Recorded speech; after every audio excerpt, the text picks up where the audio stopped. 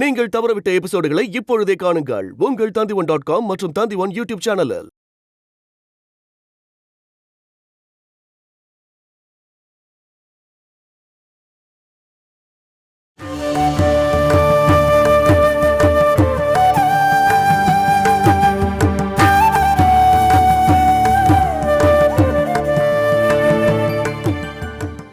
ஸ்ரீக்கும் கோபிக்கும் இந்த பிசினஸ் பத்தி தெரியும்ல? தெரியும்.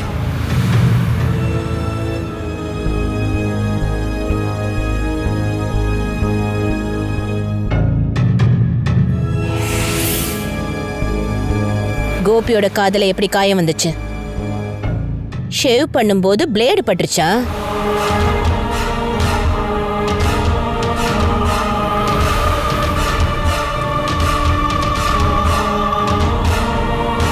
என்ன அப்படியெல்லாம் நடக்க கூடாதா?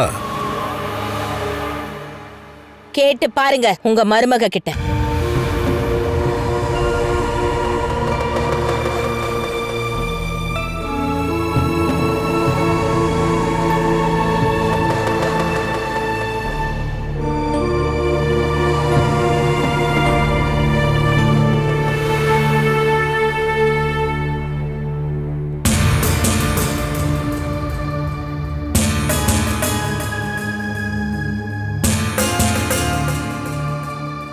மகி, இவங்க 3 பேருக்கும் நீ அண்ணன் தானடா.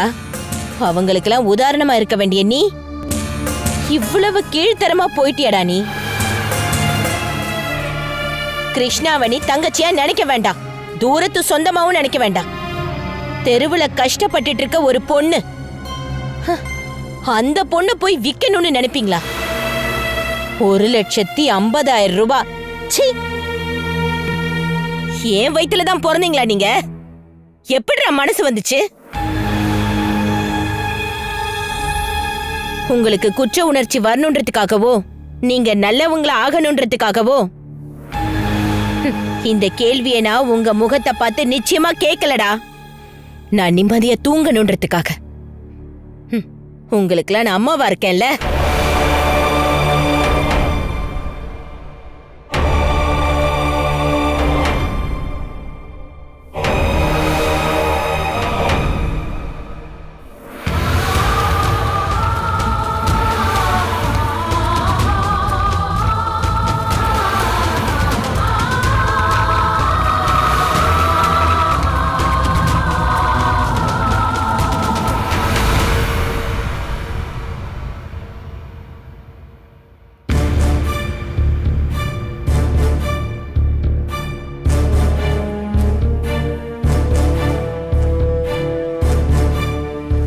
அச்சுதனை நான் தான் ஸ்ரீ வீட்டுக்கு அனுப்பி வச்சேன், கிருஷ்ணாவை பார்த்துட்டு வரதுக்கு. கடவுள் தாண்டா என்ன அப்படி பண்ண வச்சாரு. என் பசங்க தலையில அந்த சாபம் விடியக்கூடாதுன்னு.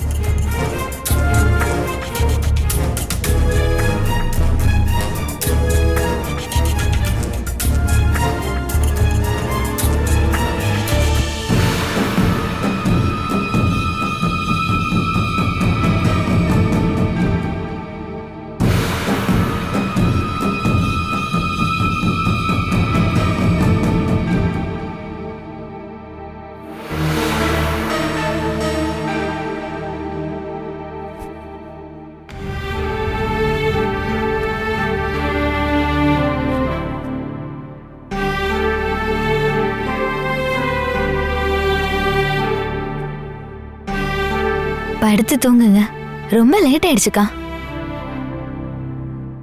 நீ எங்க படுத்து தூங்க போற? அந்த ரூம்ல. தனியா படுக்க பயப்படுறீங்களோ? எனக்கு படுக்கவோ தூங்கவோ வேண்டாம், எனக்கு நிம்மதி வேணும். அதுக்கு ஒரு பொண்ணு என் பக்கத்துல இருக்கணும். என்னோட கஷ்டத்தெல்லாம் புரிஞ்சுக்கிறியே? என்னால எல்லார் கஷ்டமும் புரிஞ்சுக்க முடியும், அதுதான் என்னோட பலவீனமே. அது பலகீனம் இல்லம்மா, நல்லது தானே.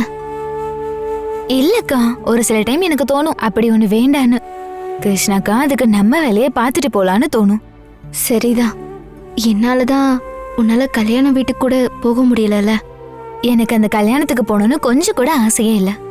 எனக்கு அவங்கள பத்தி நல்லாவே தெரியும். அந்த வீட்ல 2 பேர் மட்டும்தான் ரொம்பவே நல்லவங்க. ஆன்ட்டியும் அப்புறம் பாட்டியும். நிறைய பணம் இருந்து என்ன பிரயோஜனம்? அது சரிதான், இவருக்கும் இல்லாதவங்க. என் அப்பா அப்படி இல்ல, நல்ல மனுஷன்தான். ஆன்ட்டிக்கும் அப்பாவை தெரியும். போய் திருட்டு எதுவும் இல்ல. ஆன்ட்டிக்கு பசங்களை விட அப்பா மேலதான் நம்பிக்கை அதிகம், தெரியுமா? அப்பாவோட குணம் மாதிரி தான் அசோக் அண்ணாக்கும் இருக்கு. எனக்கும் அப்படி தோணுச்சு. முதல்ல அசோக் அண்ணனை பார்க்கும்போது ரொம்ப பயமா இருந்துச்சு. நல்ல மனுஷனு அப்புறம் தான் புரிஞ்சுது. எங்க கூட ரொம்ப நல்லா பழகிட்டு இருந்தாரு. ஆனா அந்த வீட்டுல ஆம்பளைங்க பைத்தியம் பிடிச்ச மாதிரி தான் என்னை பார்த்தாங்க. அவங்க அப்படிதான்.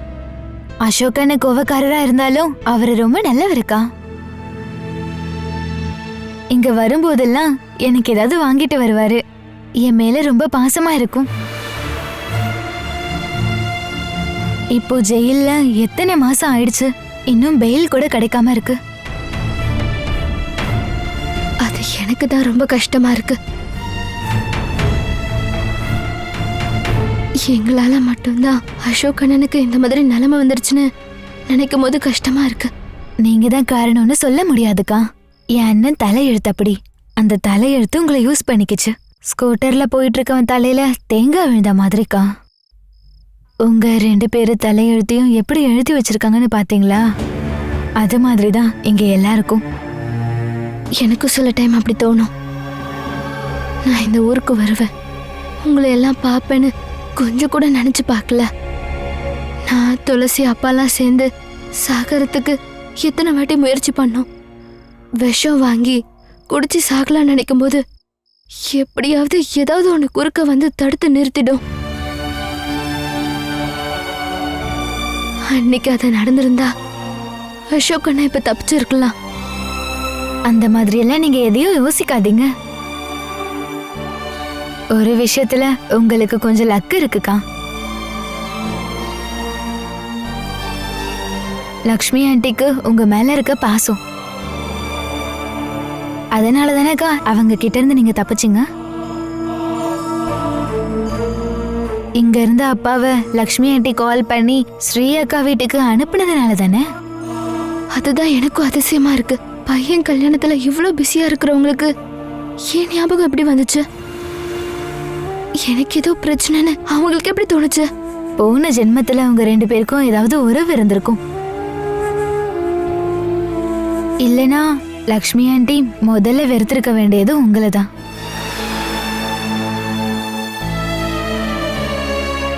சொந்த புருஷனோட 2ஆம் தாரத்தோட பொண்ணு. ஆனா உங்க மேல மட்டும் எவ்வளவு பாசம் அவங்களுக்கு. அதுவும் பசங்க எல்லாரும் எதிரா நிக்கிறாங்க வேற. என்னால இது நம்பவே முடியல. ஏன் அம்மாவா இருந்தா என்னை இப்படி பாதுகாப்பாங்களா? சந்தேகம்தான். உண்மையும் நீதியும் இருக்கு லக்ஷ்மி ஆண்டிக்கு. அப்பாவும் அப்படிதான் உண்மை பக்கம் தான் நிப்பாரு. தூங்கலாமா? அக்கா நீங்க இங்க படுங்க, நான் அங்க படுத்துக்கிறேன்.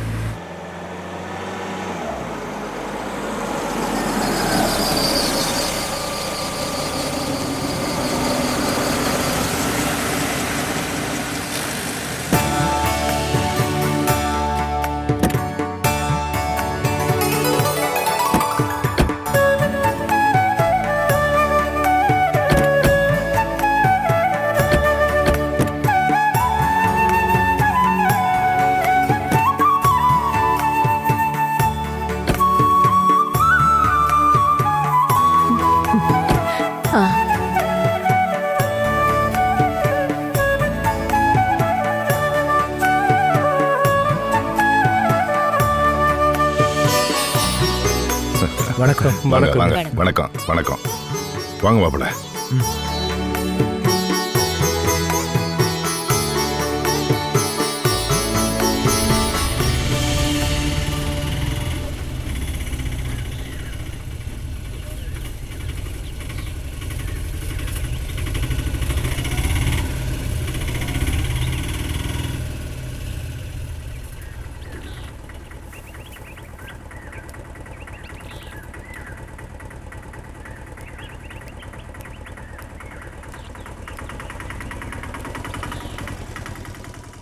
செல்லம் சௌமியா, சௌமியா.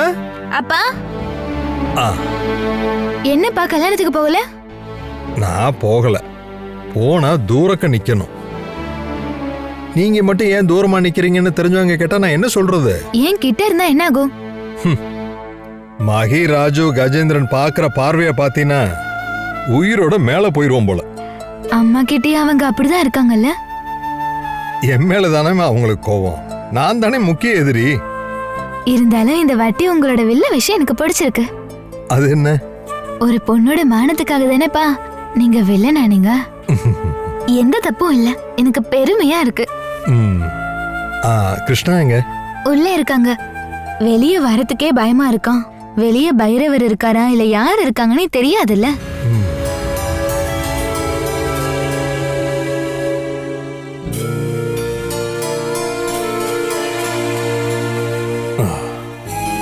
இது என்னதுப்பா? உங்க 2 பேருக்கும் சாப்பாடு. இது எங்க இருந்து? ஹோட்டல்ல இருந்து பார்சல்மா. அப்பா ஆ, நீங்களும் உட்காருங்கப்பா, நம்ம எல்லாம் சேர்ந்து சாப்பிடலாம். எனக்கு ஒண்ணும் வேண்டாம். நான் இப்பதான் ஒரு டீ குடிச்சேன், அதனால பசி போயிடுச்சு. அப்படியெல்லாம் சொல்லக்கூடாது. சரி இருங்க, நான் கிருஷ்ணாக்காவையும் கூப்பிடுறேன். வேண்டாம். ஏன் கூப்பிடுற? நான் ஏன் அவளை பார்க்கணும்? அந்த அக்கா ரொம்பவே பாவம்பா. இல்லைன்னு சொல்லலையே. எல்லாரும் ஒரு விதத்துல பாவம்தான். அக்கா, கிருஷ்ணாக்கா. அவளை எதுக்கு இப்ப இங்க கூப்பிடுற?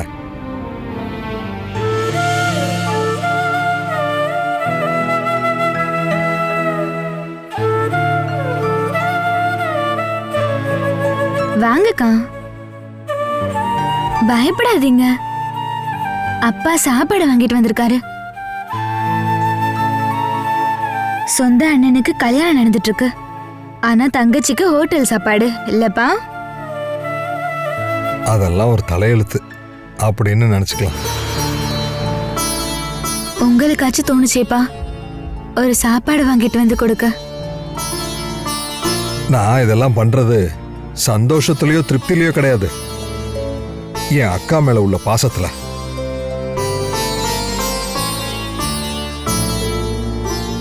என் மனசு இப்போ ஜெயில இருக்கிற என் பையன் மேலதான் இருக்கேன்.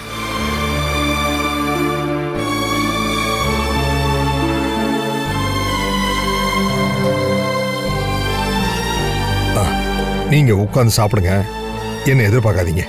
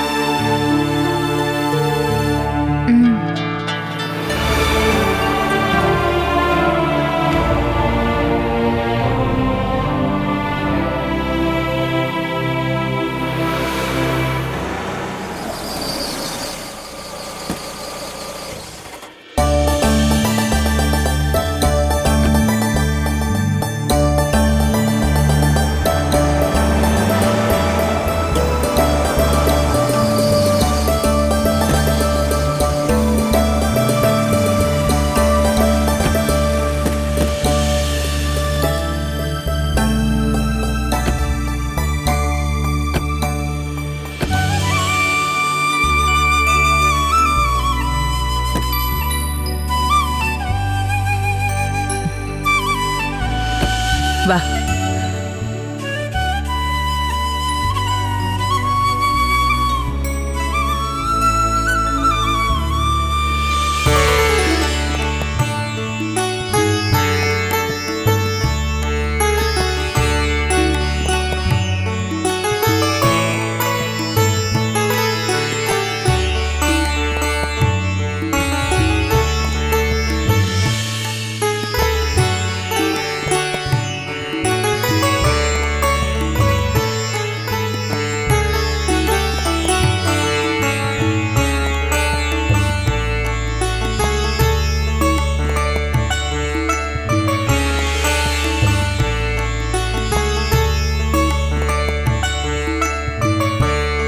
வலது கால் எடுத்து வச்சு உள்ள வாமா.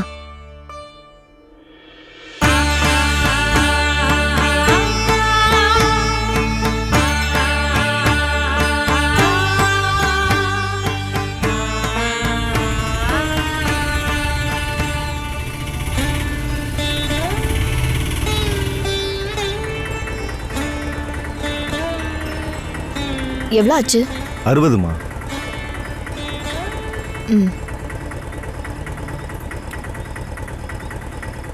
என்னம்மா ஏன் இவ்வளோ லேட்டு?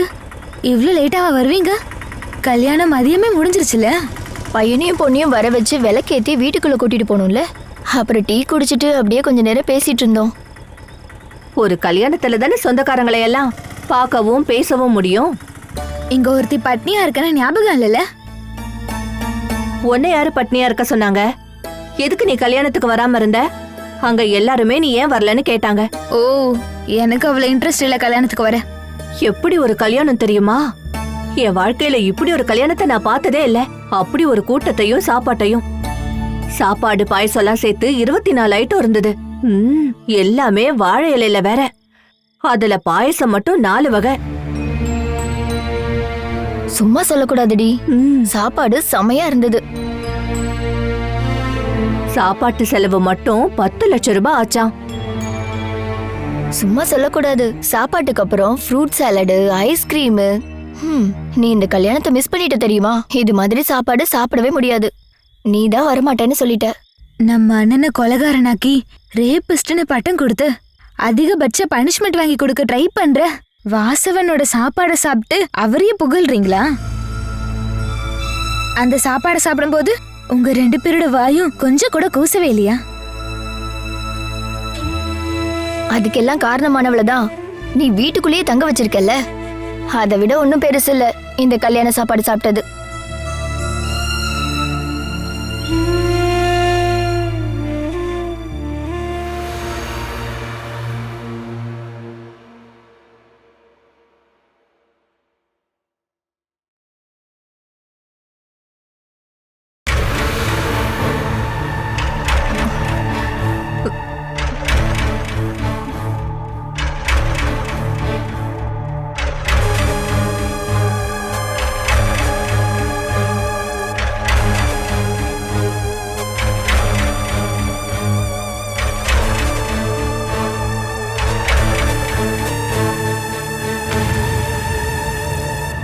இது என்னோட சுடிதார் தானே?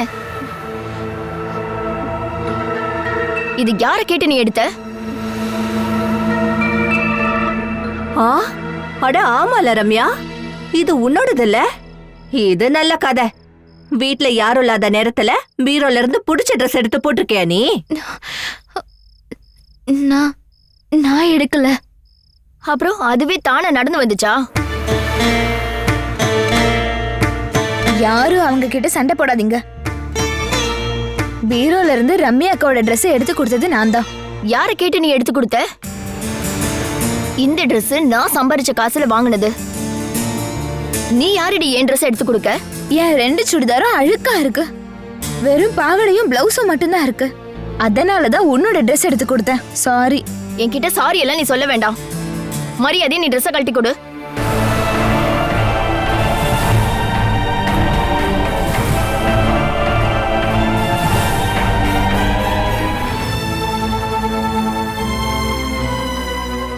இது என்னோட சுடிதார் தானே? இது யார கேட்டு நீ எடுத்த? அட ஆமால ரம்யா, இது உன்னோடது இல்ல? இது நல்ல கதை.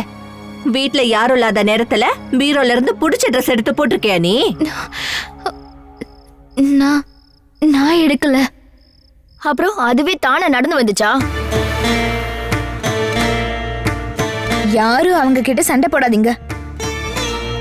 பீரோல இருந்து ரம்யா அக்காவோட ட்ரெஸ் எடுத்து கொடுத்தது நான் தான். யார கேட்டு நீ எடுத்து கொடுத்த? இந்த ட்ரெஸ் நான் சம்பாரிச்ச காசுல வாங்கினது. நீ யாரடி என் ட்ரெஸ் எடுத்து கொடுக்க? என் 2 சுடிதாரும் அழுக்கா இருக்கு. வெறும் பாவடையும் பிளவுஸும் மட்டும்தான் இருக்கு. அதனாலதான் உன்னோட ட்ரெஸ் எடுத்து கொடுத்தேன். சாரி. என்கிட்ட சாரி எல்லாம் நீ சொல்ல வேண்டாம். மரியாதையை நீ ட்ரெஸ்ஸை கழட்டி கொடு.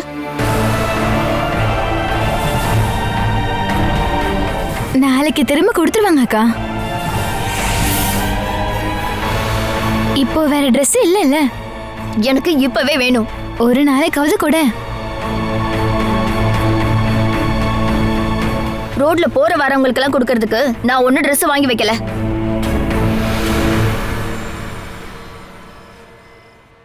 உடம்ப மறைக்கிறதுக்காக போட்டிருக்க Dress போய் வாங்குறது எவ்வளவு கேவலமான விஷயம் தெரியுமா? நீ ஒண்ணு எனக்கு மரியாதை சொல்லி தராத. கண்டவங்களோட மானத்தை காப்பாத்தணும்னு எனக்கு அவசியம் இல்ல. நீ ஏன் இவங்க மேல இவ்வளவு கோவமா இருக்க? கோவம் இல்லாம எப்படி இருக்கும்? இதோ இந்த ஒருத்தியால தான் நம்மளோட அண்ணன் கொலகார பட்டம் வாங்கிட்டு ஜெயில இருக்கிறான். இத கழட்டி கொடுத்தா போதும்ல. உங்க பிரச்சனையே இப்ப அதானே. வாங்க.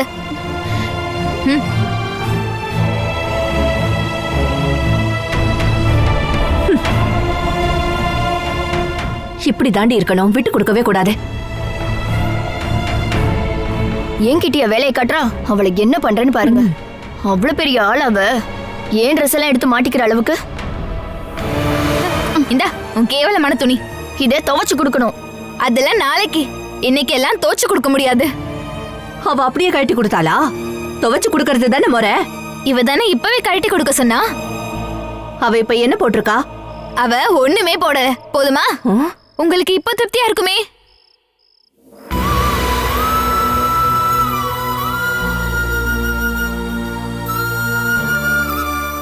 Catch us on TV, Tandivan.com, Facebook and YouTube.